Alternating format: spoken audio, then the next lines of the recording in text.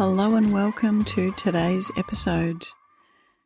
Today's episode is part 2 of the top 10 mistakes that I see people making when they are navigating high conflict separation, divorce, and co-parenting situations. The first 5 mistakes that I see people making were covered in part 1 of this episode. Let's start off now with the remaining 5.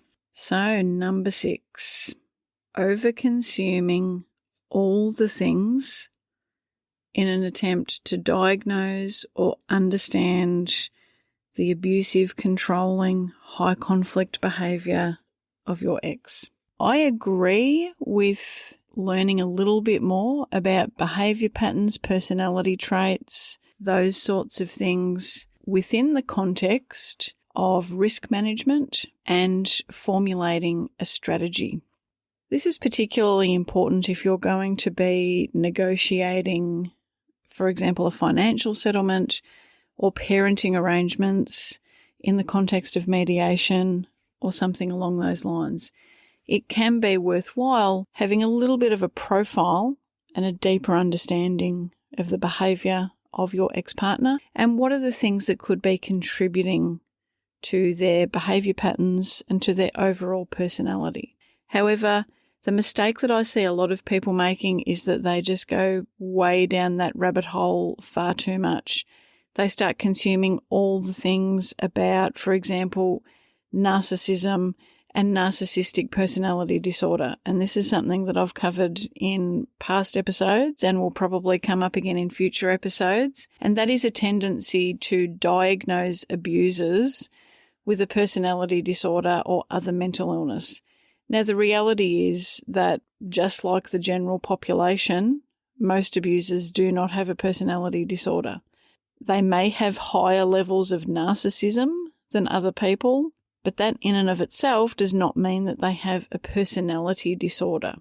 And going down that path of attempting to diagnose your ex really just takes up so much of your time and energy and, in my opinion, is ultimately not helpful, particularly if you're then going down that pathway of trying to determine, well, what sort of narcissist are they? Are they a grandiose narcissist? Are they a covert narcissist? Maybe they've also got antisocial personality disorder thrown in for good measure, or some other cluster B personality disorder, or maybe bipolar. It's also become really common, and this will probably be another episode all on its own. Replacing diagnosing someone with narcissistic personality disorder has actually turned into starting to diagnose abusive people with ADHD and blaming ADHD traits for their control and abuse. This is a pattern that I'm starting to see, and again, people can make the mistake of going down the rabbit hole of attempting to diagnose someone with ADHD. It's a mistake. It's taking up way too much of your time and your brain power, and I understand it to a certain extent because you really want to try and understand the behaviour of this person that you were in a relationship with and perhaps had children with. And it's really hard to comprehend why someone is behaving the way that they are behaving. It can be hard to make space for the thought that perhaps that person really is feeling that they are entitled to control you. That can be something that can be really, really challenging to understand. But please remember that if you were able to fully understand their behaviour and why they were doing what they were doing, that would be a problem because that would potentially mean that you were an abusive person or maybe that you have a personality disorder as well. The fact that you don't fully understand their behaviour and what's driving their behaviour is probably a good thing. And one of the reasons that my clients work with me is because I'm able to support them to unpack the behaviour and the personality of their ex-partner, but in a way that's helpful, in a way that is tied to risk management and mitigating that, and to also formulate a strategy, particularly when we're talking about mediation, hoping to come to some kind of agreement that doesn't involve the court process or even once court proceedings have started. But just going down that rabbit hole and over-consuming all the things is usually not helpful. The same can be said for going down the rabbit hole and consuming all the things when it comes to parenting or anything else.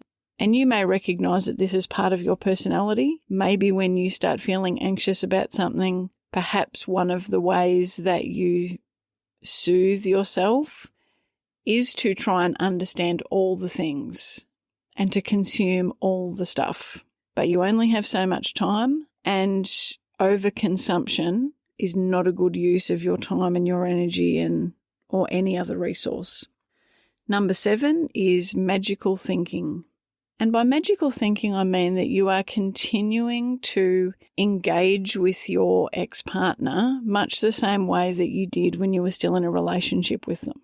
This is very common when the relationship between you involved ongoing coercive control and other forms of abuse. It's common for the relationship dynamics to actually not change very much, even after separation, even after you're no longer living under the one roof. And part of the dynamic that can be persistent over time is you walking on eggshells, you acquiescing continually to the demands of your ex-partner, you continually giving in because that was how you kept yourself safe. And if you have children, that's how you kept your children safe when you were in the relationship and when you were all living under the one roof. And this has become a habit for you. Your ex-partner likely expects compliance, and when you comply, perhaps they calm down for a little while. And that feels good. That feels good to our brains. We get a rush of good feeling hormones and chemicals in our brain when somebody stops being abusive and starts being remotely reasonable. And that reinforces that behaviour that we're doing. So we get that pattern in place because it's kept us safe, and also because we like it when they're being nice to us.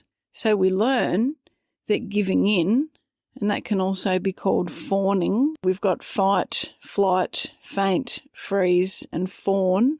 And the fawning part is giving in, acquiescing, agreeing to things that we really don't like, people-pleasing behaviour, having little to no boundaries with our ex-partner. But it goes hand in hand with the magical thinking that we continue giving in to them, thinking that eventually they are going to calm down.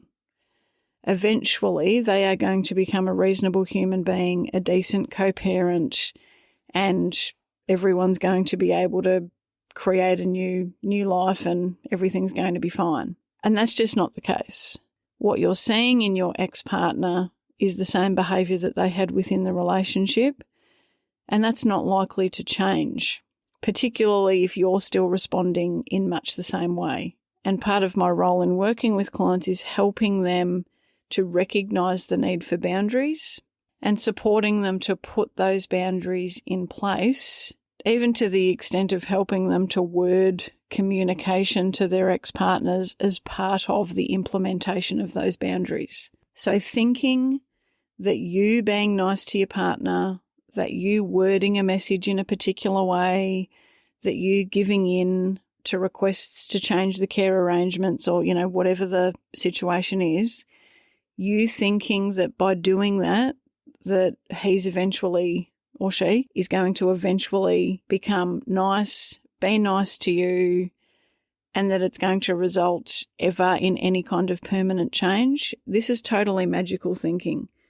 You know who this person is. They've shown you who they are. Their enduring behaviour patterns are a reflection of their personality, and that's not going to change. So for you to experience a different dynamic, for things to change for you and for your kids, you actually need to be the one to take action. And if this is something that you're struggling with, I really encourage you to seek support from a professional who has lived experience and who has the capacity to guide you with this process. Number 8 in the top 10 mistakes that I see people making while they're navigating a high conflict separation and divorce and co-parenting situation is the tendency to communicate with their ex-partner way too much And that often takes the form of continually defending themselves unnecessarily, particularly if you're just getting a barrage of false accusations. Some false accusations need to be responded to strategically, and that's part of my role with my clients. But it's really important that you don't get bogged down in ongoing and endless justifications and defending your position endlessly. Controlling people and abusive people, high conflict people, and absolutely personality disordered people love engaging with you about literally anything. They will make up anything and everything. They will bring up stuff from years ago just to engage with you because they love conflict. They enjoy it. They love the conflict, the chaos, the confusion. They love the fact that you're chasing your tail trying to defend yourself or to explain a decision or to justify yourself. They love it. They'll keep it going endlessly. And you continuing to engage with this is a problem on a number of different levels. One, it makes it really difficult for you to maintain firm boundaries and for you to not be continually sucked into the conflict when you're continuing to engage with them on this level. It keeps that dynamic that was present in the relationship, it keeps that dynamic going on. So them accusing you of something and you feeling like you have to justify and defend and all of the things. This makes it really difficult for you to maintain focus on your side of the street. It makes it hard for you to move on in a positive, proactive way for you and your kids. It makes it hard for you to show up in your life as the best version of you. And if you've got children, it makes it almost impossible for you to be showing up as the best parent you can be, the parent that you want to be and that they need you to be. It's impossible for you to do that when you're constantly dealing with the communication and when you're responding to the communication in a really overly involved way with your ex. Another reason that over-involvement in the communication is a bad thing is that from the outside looking in, it can be really, really difficult to work out who's responsible for the conflict.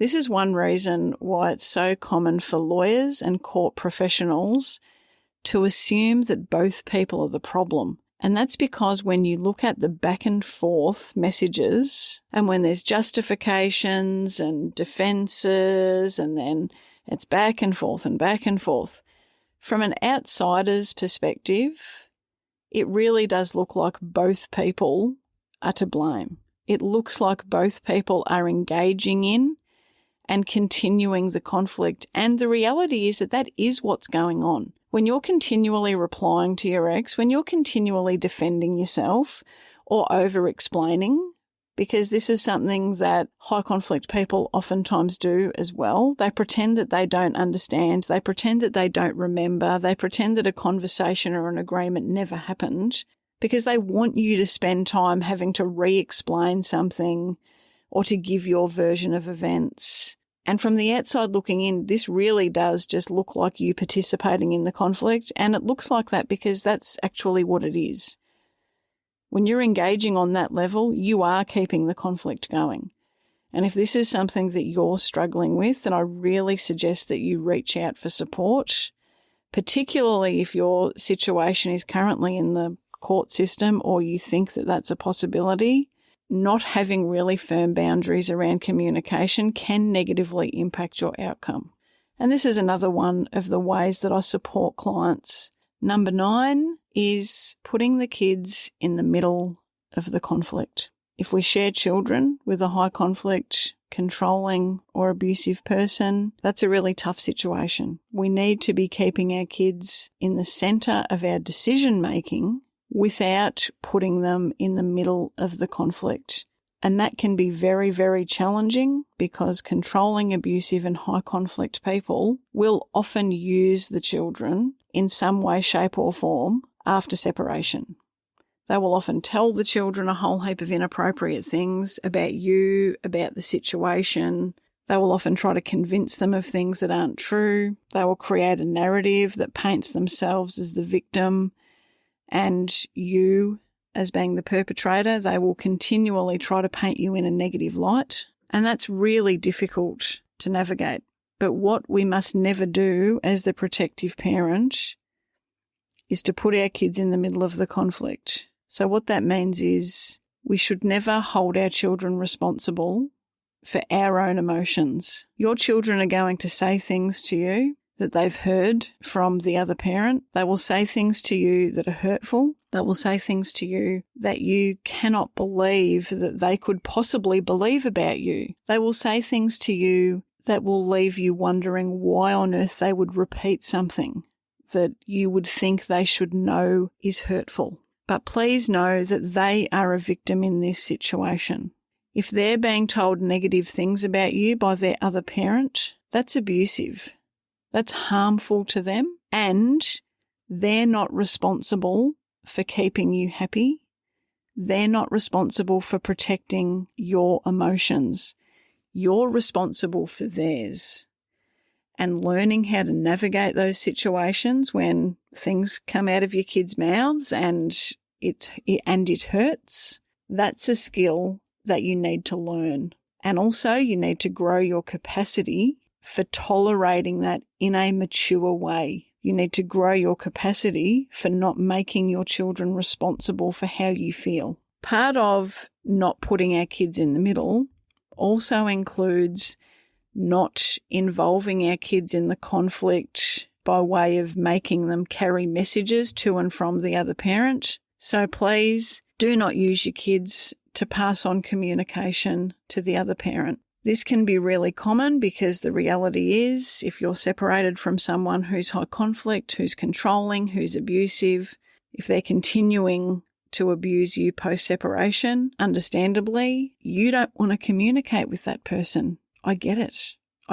I've been there. I lived it. But it's not okay for us to be passing messages back to the other parent via the kids.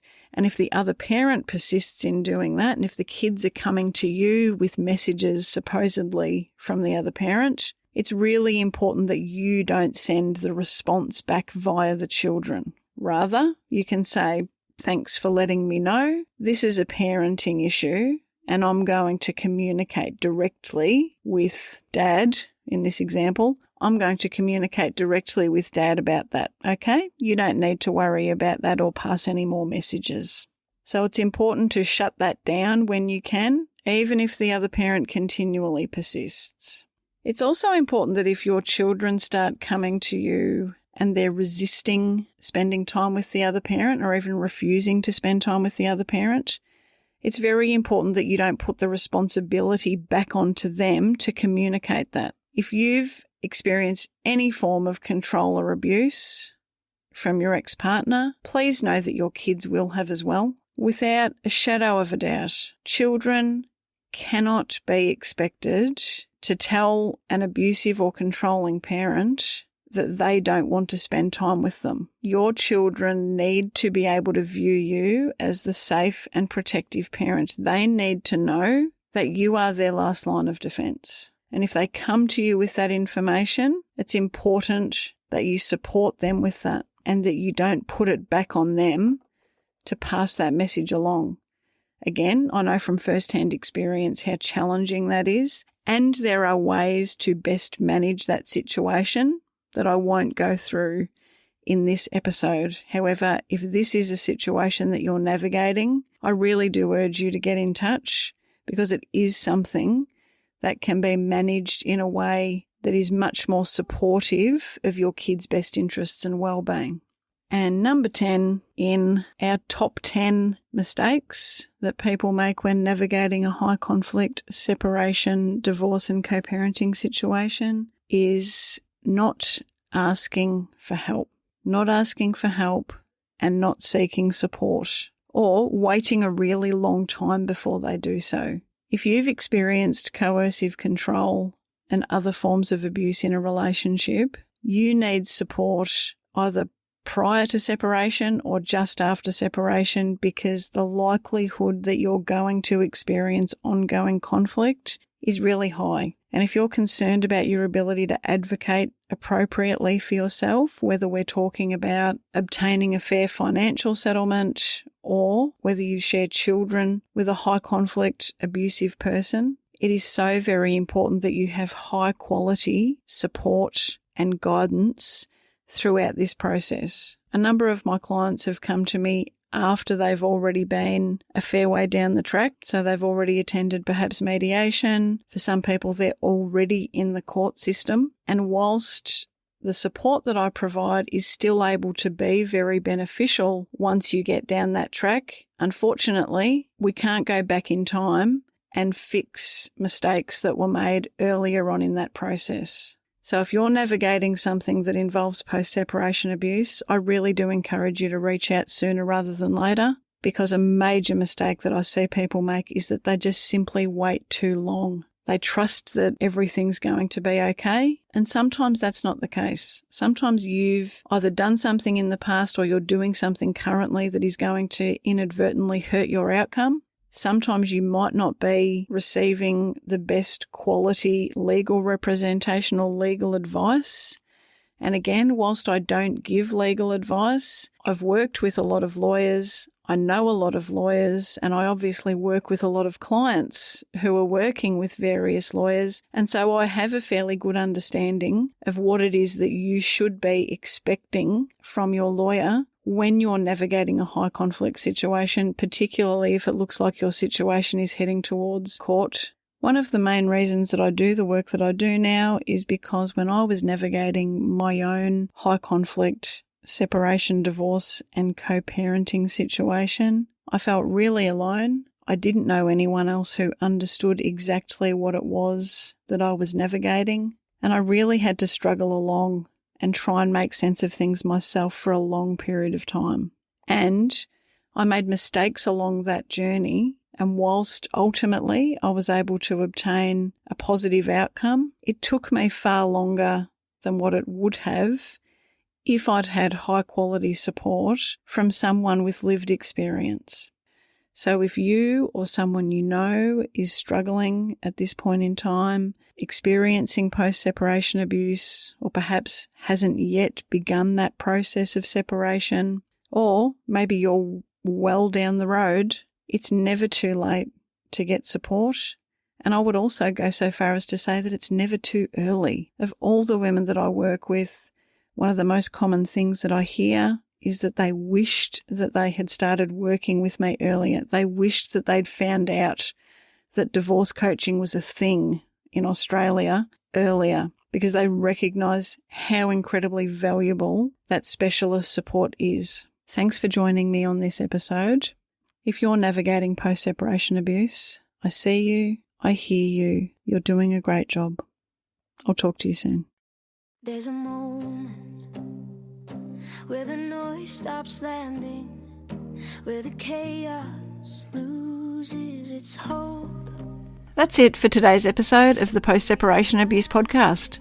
If you found this helpful, you'll love the Post-Separation Parenting Blueprint, the foundation of everything that my team and I teach, now available to all protective parents. Whether you work with us one-on-one or navigate your journey independently, the blueprint is where everyone starts. Whether you're thinking about separating, in the early stages of separation, wanting to avoid your kids being trapped with unsafe or inappropriate care arrangements, or perhaps needing to challenge and change current arrangements, and even if you're currently in the court system for parenting matters. I created the blueprint as a gift to all of my fellow protective parent warriors, because the journey of being a change maker and a cycle breaker can't be done alone, and the blueprint is the one post-separation parenting resource that gets it right. Child development, safety and well-being put first, with the evidence to back it up. The blueprint gives you the same strategic frameworks that my team and I use in private one-on-one coaching, and it's available on an online platform for you to access whenever and wherever you need.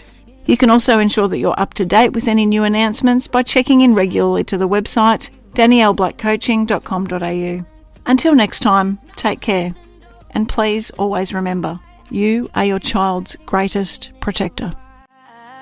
Calm, steady and strong. You don't have to fight the same way for long. You protect